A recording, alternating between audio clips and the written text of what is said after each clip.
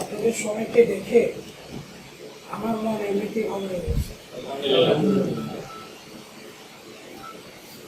আর এত সুন্দর উপস্থাপনায়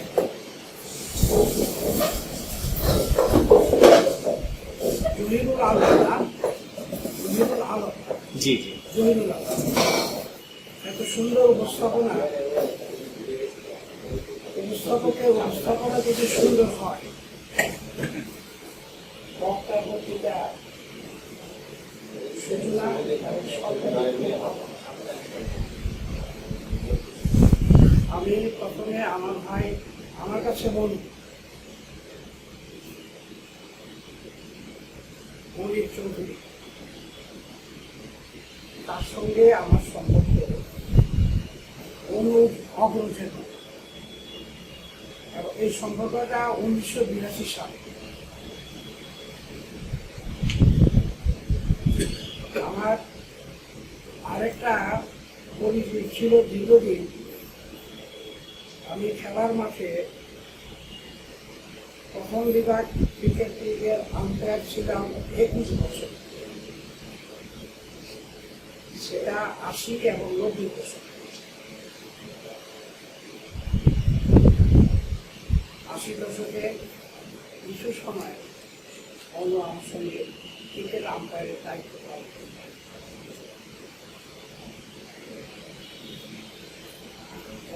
আরো 3 ভাই, তারা দুজনে এবং বড়, তাদের সঙ্গে আমার আজকে আমার কৈফিয়ত একটু দিতেই হয়। আমার আজকে আমি দাওয়াতটা আমি খুব আন্তরিকতা সহকারে গ্রহণ করেছি, বলবো আমাকে সেভাবে দিয়েছি। সকালবেলা থেকে আমি মানসিকভাবে প্রস্তুত আমি আসি। দুপুরবেলায় যখন অসংখ্য বৃষ্টি নামে, এই বৃষ্টির প্রেক্ষিতে আমার যে ক্ষতিটা হয়, বাগিচা গায়ে যে এলাকায় আমার বাড়ি, এই বাড়ির কাছে গিয়ে একটা গলিত আছে, গলিটা পাড়ি দিয়ে মূল রাস্তায় অসংখ্য বৃষ্টি হলে এই গলিটা আমি বেশি তখন যতই নিজের ইচ্ছা থাকুক, দৃঢ়তা থাকুক যে আমি আসবই, এটা পরিবারে আরো ভালো করে বুঝতে পারবে, পরিবার সেখানে কিন্তু বাধা সৃষ্টি। এই অবস্থায় তোমার কোনো অবস্থাতেই যাওয়া লাগে এবং কিভাবে আমি বললাম আমি মনুর কাছে কথা দিয়েছি।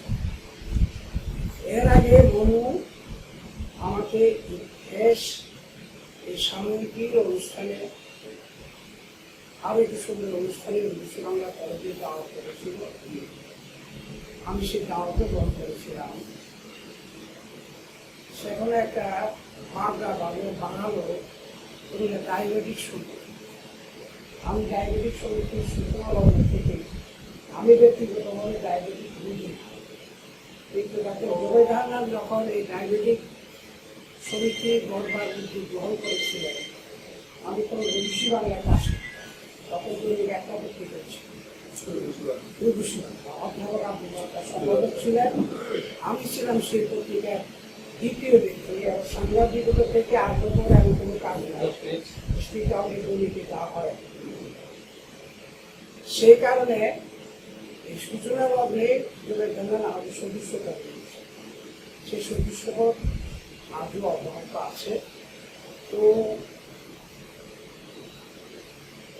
দেশের আগস্টের পর একটা পরিবর্তন হয়ে গেছে, তখন ডায়াবেটিক সমিতি যাদের দায়িত্বে তারা ওই একই দিনেই এজিএম রেখেছিলেন। সদস্যদের যে খুব বেশি ছিলেন তারা, কিন্তু পরিবর্তিত পরিস্থিতিতে এজিএমে যদি না থাকে তাহলে তারা চট করে যদি বলে ফেলে যে উনি যদি এক সময় সরে তাদের বছর থাকে যদি আমার 60 বছরের সংবাদকর্মের জীবনে আমি কোনো দলীয় রাজনীতির সঙ্গে জড়িত ছিলাম না, আজও নাই। সবার সঙ্গেই যার যার প্রেক্ষিতে যোগাযোগ, সংবাদ রচনা এবং অন্যান্য দায়িত্ব পালন। কিন্তু 15 বছরের এই সময়কালটা সদরের যিনি ছিলেন, অনেক সামাজিক কাজের মধ্যে আমিও যেহেতু ছিলাম, সেই জন্য তিনি সবকিছুকে রাখতেন। এবং এখানে মধ্যে উনি আর ওনার আরেকজন প্রতিপক্ষ ছিল আব্দুল খান, তাদের মধ্যে ছিল দ্বন্দ্ব। এখন বাধ্য হয়ে আমাকে তো তখন দেখা যেত তাদের দুজনের সাথে নূরের সম্পর্কে মাঝখান থেকে আমাকে দিকে একটু ভালো থাকা যায় সেই চেষ্টাটা করতাম। তাও একটু ব্যাখ্যা দেয়, মডার্ন স্কুলে ওনাদের দায়িত্ব, মডার্ন স্কুলের দুর্যোগকালীন সময়ে আমি এবং আমি স্যার দায়িত্ব পালন করেছি।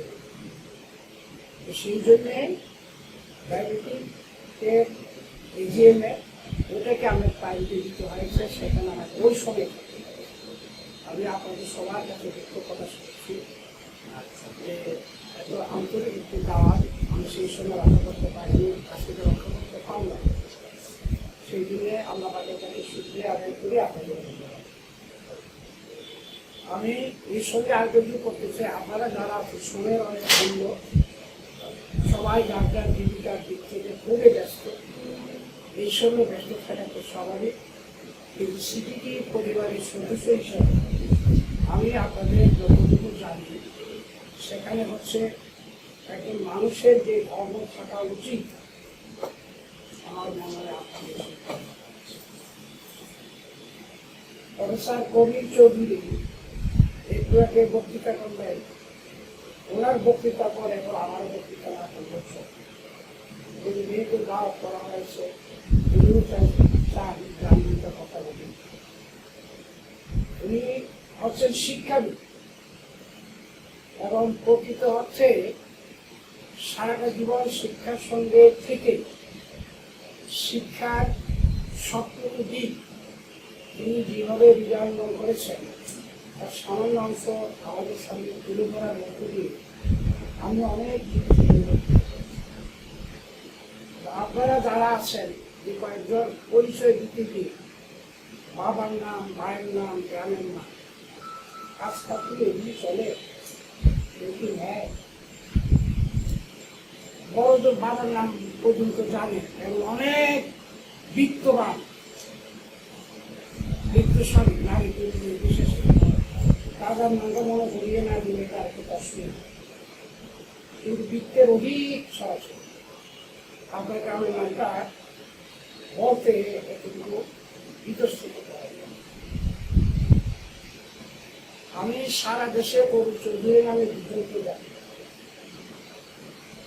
কবিরাই আমার কথা শুনলে পরে স্বাধীনতা উত্তর বাংলাদেশে অবৈতনিক শিক্ষা সচিব হিসেবে প্রফেসর কবির চৌধুরী দায়িত্ব পালন করেন 14 স্বাধীন। এবং সংক্ষেপে বলে কবি চৌধুরী, ওই কবি চৌধুরী চত্বর আমাদের নাও ভর্তি হতে পারে। প্রফেসর মনির চৌধুরী আপন অসাধারণ মানুষ, মুকুন্দারের বড় ভাই, এটা আরো যোগ করতে। এবং এই একটি পরিবার নোয়াখালী লক্ষ্মীপুর, সেই হিসেবে সারা দেশে প্রফেসর কবি চৌধুরী নামে প্রথমে একজন, আমার কাছে এখন দ্বিতীয় আমি সেইভাবে ওনার মূল্যায়ন। আজকে তুমি কথা বলতে গিয়ে শেষ এই সামনে দুটি সংক্ষেপে চমৎকার মূল্যায়ন। আমি স্বাভাবিকভাবে আমার পড়া হয় না, এখনো প্রতিদিন চাকরি কথা বলতাম।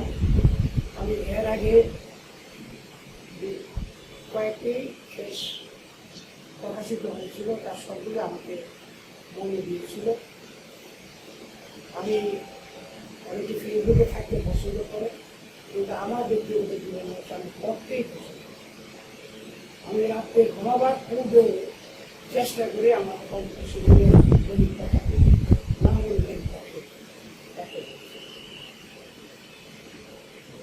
খুব ভালো লাগলো, খুব ভালো লাগলো। এবং এবং পক্ষদের তিনি প্রশংসা করেছেন, আমি অনুভব করছি। একটি গ্রাম বাংলায় অভিজাত বাড়ি, সুন্দর বাড়ি, তার প্রকৃতি দিকটা ফুটিয়ে তুলতে এবং এই দিকটা যেভাবে রঙে রঙায়িত করা হয়েছে, সন্ধ্যা পাখি তার গিয়ে ফিরে যাচ্ছে বাবদ, এবং সেখানে এটা ফুটিয়ে তুলেছে। তার মাঝে আছে গৃহহীন থাকবে না কোনো স্মৃতি তৈরি। বাংলাদেশ সরকার এই ধরনের ঘোষণা দিতে পারবে নাই। আর যদি মিথ্যা, এটা হবে মিথ্যা, ভ্রান্ত। দীর্ঘদিনের সংবাদকর্মী হিসাবে সকল সরকারের সমালোচনার সঙ্গে বর্তমান সরকারেরও সমালোচনা করা এই কথা বলতে চাই, তারা যা বলেন তা করেন, আর যা করেন সেটা বলেন না। আলেন পবিত্র কোরআনের আলোকে এই বিষয়টা বিরাট সুন্দর দেখা যায়। এই কথাটা আপনাদের সামনে বিবাদ অবলীলা বলতে পারছি, ওরা এমপি মন্ত্রীর সামনে দিয়ে আমাকে বিবাদও কথাটা বলতে পারবো না, কথাটা তখন বলবো আপনাদের কথাটাকে কাজে লাগানোর চেষ্টা। আমিও কিন্তু এই জায়গায় মনকে বলবো, আমার ভাই গৃহহীন থাকবে না পরিস্থিতি পরিবার প্রতিষ্ঠাপক তৈরি করেছে, কোনো একজনকে একটি গৃহ করে দেওয়া হয়েছে এবং সেই তাকে একটা কর্মসংস্থানে ব্যবহার করা হয়েছে। আমি তো মনে করি ব্যক্তিগত জীবনে, পারিবারিক জীবনে এবং পরকালের জন্য আপনাদের একটা ভালো কাজ ক্ষুদ্র হোক, খুব ক্ষুদ্র হোক, কিছু কিছু মানুষের যদি এভাবে উপকার করা যায় ভালো কাজ প্রতিষ্ঠাপক আরেকজন ডাক্তার করে মারা না, কি ডাক্তার নাম নাই এবং তিনি ঢাকায় থেকে এই পরিবারের কাউকে যদি পান, কিভাবে সেবা দিতে এগিয়ে আসে, এটা মনের দিক থেকে যদি তিনি বড় না করতেন, পেশায় তিনি যাতে বড়ই হন না কেন এই বিষয়গুলো যদি আপনারা পরিণত পেরেছেন। আমি কিন্তু আমার এই বিষয়টা আমি বুঝতে পেরেছি। আমার লেখাটা করে কুমিল্লা চট্টগ্রাম শহীদকে গুরুত্বী তারা বছরে একবার মতদান করে আমাকে দেওয়ার জন্য তাদের কাছে পরে ব্যাখ্যা করার পর করছি যে আপনারা তাদের টাকাটা তুলে দিতে পারবেন। তার কারণ আমাদের চাকরি সে তুলে দেবেন সদস্য, আমি চলে দেবেন তারা যারা আছে তারা মূলকে ভুলে নাই, কিন্তু তারা আছে হচ্ছে ইসরায়েলের ভাষায়। এবং এখানে আলেম সমাজ অনেকে আছেন মক্কা থেকে যাওয়ার পথে জন্মভূমির প্রতিক্রিয়া অজর ধারায় কান্না করেছেন আমাদের মহানবী। এই মদিনাকে চিকিৎসা করেছে, কারণ মদিনা আশ্রয় হয়েছে, মদিনা মাধ্যমে ইসলাম পরবর্তী পর্যায়ে আমরা যখন যেখানে থাকি সেটাই হচ্ছে আসল আমার জেনারেশন, আমার পরবর্তী বংশধর সব কিছু মিলিয়ে সিটিভি পরিবার তার সাংগঠনিক তার একটি অংশ হচ্ছে ইতিহাস প্রকাশ। আমি কথা বেশি খুব ভালো লাগলো। সুতরাতে যে কথাটা বলেছিলাম, অনেক বড় বড় বিষয়ে যায় আমার একটা বিষয় তৈরি দিয়েছে আমার মঞ্চে। আমার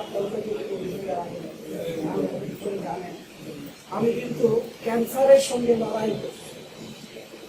যারা জানেন তো জানেন, যারা জানেন না তাদের কাছে আছে।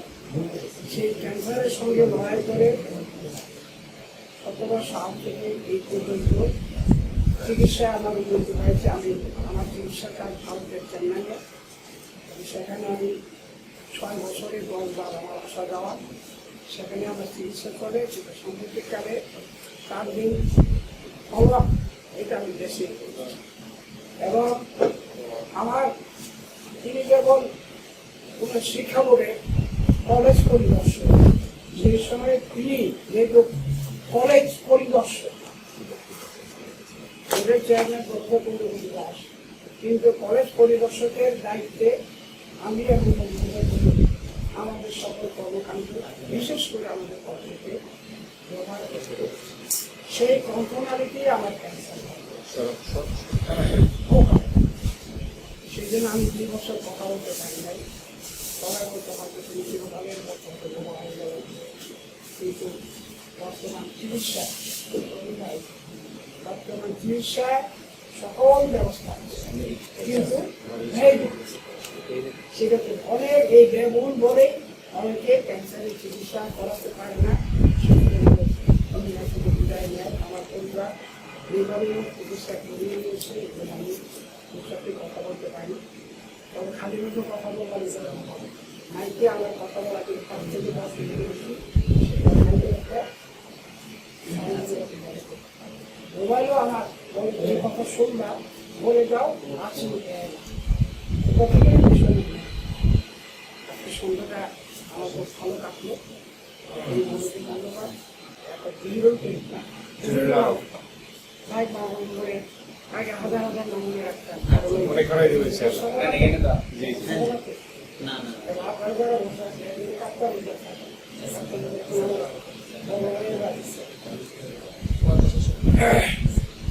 সেই জন্যে আপনাদের তান্ত্রিক কাছাকাছি আপনারা তারা সময় দিলে এই জায়গায় এসে সন্ধ্যাটাকে এই সামগ্রিক এই মোড়ক উন্মোচন মানে হচ্ছে এই বিষয়টার সঙ্গে তার ভিতরের সৌন্দর্যটা অক্ষরের মধ্য দিয়ে সবার এটা তুলে ধরা হলো। এর মধ্য দিয়ে আপনারা এখন 20 জন না 25 জন আসছেন আমার কাছে, সেটা বড় কথা, কিন্তু আমার মনে হচ্ছে আপনারা 20,000 মানুষের প্রতিনিধিত্ব করছে। এবং পবিত্র বলল যে লাইভ হচ্ছে, এটা কত লক্ষ মানুষ দেখতে, ওইটাও আমার কাছে বিষয়। আমার কাছে বড় বিষয় উদ্যোগের যে মানসিকতার যে পরিচয়টা আমরা রাখলেন আমি পেলাম। এর মধ্য দিয়ে এইটা আমি নিশ্চিত হয়ে গেছি আপনাদের মাধ্যমে কল্যাণ দিন আল্লাহ সেই প্রফিট আরো বেশি করে দিক। আমি সেটা দোয়া করি, আপনারা আমার জন্য দোয়া করি।